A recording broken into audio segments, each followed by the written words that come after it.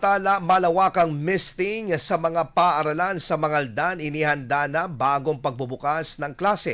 Para sa detalye kasama natin Idol intern Mariel Giling. 104.7 IFM Report.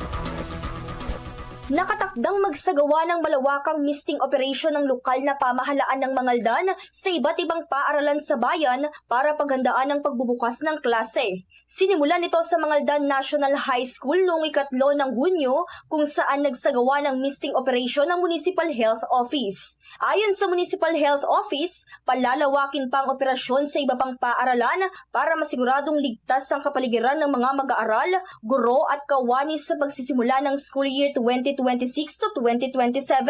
Kasabay ng misting operation, nagsagawa rin ng water sampling sa kalidad ng tubig bago ito gamitin at inumin sa loob ng campus.